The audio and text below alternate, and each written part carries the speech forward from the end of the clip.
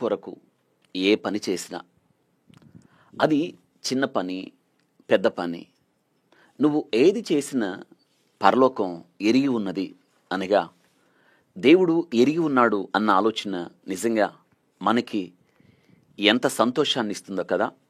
ఆయన కనులకు మరుగైంది ఏది కూడా లేదు. నువ్వు దేవుని కొరకు చేసే ఏ ప్రయత్నమైనా సరే, దేవుని రాజ్య వ్యాప్తిలో నీవు వేస్తున్న అడుగులు ఆయన ఎరిగి ఉన్నాడు. దేవుని కొరకు నీవు రచిస్తున్న ప్రణాళికలన్నీ కూడా ఆయన ఎరిగి ఉన్నాడు. ఎరిగి ఉండడం మాత్రమే కాదు, ఆయన సంతోషించే దేవుడై కూడా ఉన్నాడు. నిజంగా భూమి మీద మనం పరలోకపు తండ్రిని గురించిన ఆలోచనలతో ఈ జీవితాన్ని కొనసాగించటం, పరలోకమందున్న దేవుని చిత్తాన్ని నెరవేర్చడానికి నేను ఇక్కడున్నాను అని ఆ ఆలోచనతో మన విశ్వాస జీవితంలో ముందుకు వెళ్ళడం, అన్నిటికన్నా ముఖ్యంగా దేవుణ్ణి సంతోష పెట్టడానికి మాత్రమే నేను ఇక్కడ ఉన్నాను అన్న తలంపుతో మనం బ్రతకడం ఎంత ముఖ్యమో కదా. ఈ మాటలు మనం ఎందుకు జ్ఞాపకం చేసుకోవాల్సి వస్తుంది అంటే, పరిశుద్ధ గ్రంథంలో ఒక స్త్రీ వివాహిత, అప్పటికి ఆమెకు 2 పిల్లలు ఉన్నారు. మరొక కుమారుడు కలిగాడు. ఆ కుమారుడు కలిగే సమయానికి దుష్టుడు, దుర్మార్గుడు, క్రూరుడు, నియంత ఐగుప్తు ఏలే చక్రవర్తి శాసనం చేశాడు. ఏమిటంటే, మగ పిల్లల్ని చంపేయండి, ఆడపిల్లలు ఉండనివ్వండి అని. హెబ్రీ మంత్రసానులు అక్కడ కాన్పు చేసే ఆ మంత్రసానులకు కూడా ఇదే ఆజ్ఞ ఉపదేశం చేశాడు. ఈ మంత్రసానులు కూడా పురిటి బిడ్డల్ని మగపిల్లలైతే చంపేయాలి, ఆడపిల్లలైతే ఉండనివ్వాలి అన్న ఫరో యొక్క శాసనం. ఇటువంటి పరిస్థితుల్లో ఆమెకు మగబిడ్డ కలిగాడు. ఆలోచించండి, మగబిడ్డ కలిగాడు. ఇప్పుడు అటుపక్క క్రూరుడు ఫరో యొక్క శాసనం, ఇటుపక్క బిడ్డను కన్న తల్లి. ఇప్పుడు ఈమె ఫరో శాసనానికి తలవంచాలా, లేదా ఆ బిడ్డను విశ్వాసంతో దేవుని కొరకు పెంచాలా? ఈ రెండింటి మధ్య ఉన్నది ఆ స్త్రీ. ఎటు మొగ్గాలి? ఆశ్చర్యం, ఫరో శాసనాన్ని లెక్క చేయలేదు.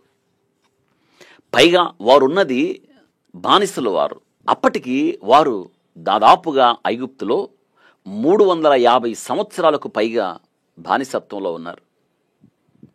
ఇటువంటి పరిస్థితుల్లో ఒక బానిస స్త్రీ ఏం చేయాలి? బిడ్డను, అమ్మో, ఒకవేళ ఫరో శాసనాన్ని ఉల్లంఘిస్తే తన కుటుంబానికే ముప్పు. పైగా అప్పటికి ఆమెకి 2 పిల్లలు ఉన్నారు. వారిని చంపుతాడు. తన కుటుంబానికి ప్రమాదం వాటిల్లుతుంది. ఇవన్నీ ఆలోచించుకున్నప్పుడు నిజమే, ఏం చేయాలి?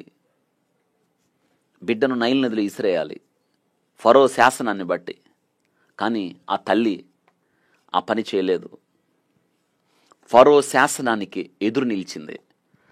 ఫరో శాసనాన్ని ఎదిరించింది. ఫరో శాసనాన్ని లెక్క చేయలేదు. ఏ ఫరో అయితే శాసనం చేశాడో ఆ ఫరోకి ఎదురు నిలబడింది విశ్వాసంతో. జీవితపు పెను తుఫానులు ఆమెకి నిజమే కదా. ఎదురు నిలిచిన తల్లి ఈమె, ఎదురు నిలిచిన వనిత, మహిళ ఈమె.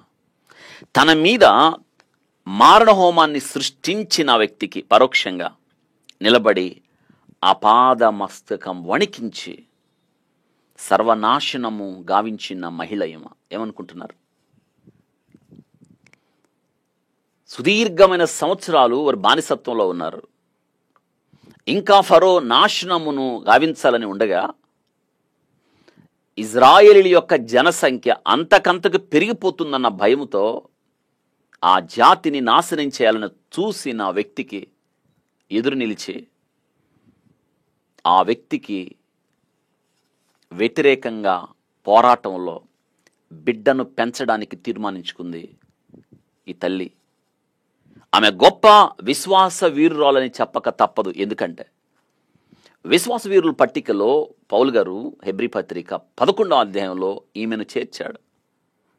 ఈమె మోషే తల్లి, ఆమె యొకబేదు. యొకబేదు అనగా యెహోవా మహాత్యము. ఆ పదం మీరు రాసుకోవాలి. మహాత్యము, ఫరో శాసనమునకు ఎదురు నిలిచిన మహిళ, దేవుని మహాత్యాన్ని కనబరిచిన వీరవనిత, యెహోవా మహాత్యం, దేవుని గొప్పతనాన్ని చాటి చెప్పింది. ఈరోజు మన జీవితాల్లో కూడా ఈ యొకబేదు మనతో మాట్లాడుతూ ఉంది. మన జీవితంలో కూడా దేవుని మహాత్యాన్ని మీరు కనబరచాలి అని మాట్లాడుతుంది మనతో. భయంకరమైన లోకం, దుష్టలోకం, పాపలోకం, చీకటి లోకం, దేవుడు తెలియని లోకం. అటువంటి లోకంలో నీవు నేను ఉన్నాం. దేవుని మహాత్యాన్ని కనబరిచే వ్యక్తులుగా దేవుడు మనల్ని ఉంచాడు. ఈరోజు మీరున్న స్థలం మీకు నచ్చకపోవచ్చు, మీరున్న పరిస్థితులు మీకు నచ్చకపోవచ్చు, మీరున్న కుటుంబం మీకు నచ్చకపోవచ్చు, లేదా దేవుడు మీకు అప్పగించిన పని మీకు నచ్చకపోవచ్చు, దేవుడు మీరు వెళ్ళమన్న స్థలం మీకు నచ్చకపోవచ్చు. కానీ దేవుని మహాత్యాన్ని కనబరచడానికి మీరున్న స్థితి, మీరున్న స్థానం, మీరున్న సందర్భం, మీరున్న ప్రజలు దేవుడు అవకాశాన్ని ఇస్తున్నాడేమో ఎందుకు ఆలోచించకూడదు? చాలాసార్లు అంటాం, మాకు నచ్చలేదండి, ఆ ప్రజలు నాకు నచ్చలేదండి, నేను వెళ్ళిపోయాను అందుకే. లేదు లేదు లేదు, నువ్వు అక్కడే ఉండాలి. మార్తా, నువ్వు నమ్మితే దేవుని మహిమను చూస్తావు. ఈరోజు మీరు నమ్మండి, దేవుని మహాత్యాన్ని కనబరచండి. భయానకమైన పరిస్థితులు, క్రూరుడైన చక్రవర్తి, చుట్టుపక్కల దుష్టత్వం నిండిన ప్రజలు, పైగా వీరు జీవిస్తున్నది బానిస గుడారాల్లో. కనీసం మనుష్యులు అన్న లెక్క లేకుండా వీరి ఎడల వెట్టి చాకిరి చేయిస్తూ జాలిని కనబరచని ఐగుప్తుల మధ్య దేవుని మహాత్యాన్ని కనబరచడానికి పూనుకున్న యొకబేదు ధన్యజీవి. యొకబేదులాగా బ్రతకాలి మనం కూడా. ఈరోజు యొకబేదు జీవితం చాలా ఆశ్చర్యమైంది. రాజు శాసనాన్ని ఆమె లెక్క చేయలేదు. ఎందుకో తెలుసా? దేవుని శాసనం ఏమిటి ఎరిగి ఉన్నది కాబట్టి. ఇంకొక మాట గుర్తుపెట్టుకోండి, దేవునికి భయపడింది కాబట్టి, నిజ దేవుని ఎరిగి ఉన్నది కాబట్టి ఫరోకు భయపడలేదు. ఈరోజు మనం దేవునికి భయపడితే, దేవునికి లోబడితే, నిజ దేవుణ్ణి మనం ఎరిగి ఉంటే ఎవ్వరికి ఎప్పుడు ఎన్నడు ఎక్కడ నీవు భయపడవలసిన పని లేదు, తల వంచవలసిన పని లేదు, ఎవరికి లోబడాల్సిన పని లేదు, ఎవరి దగ్గర చేయి చాచవలసిన పని లేదు, ఎవరిని బతిమలాడాల్సిన పని లేదు. నీ దేవుని నువ్వు ఎరిగి ఉంటే.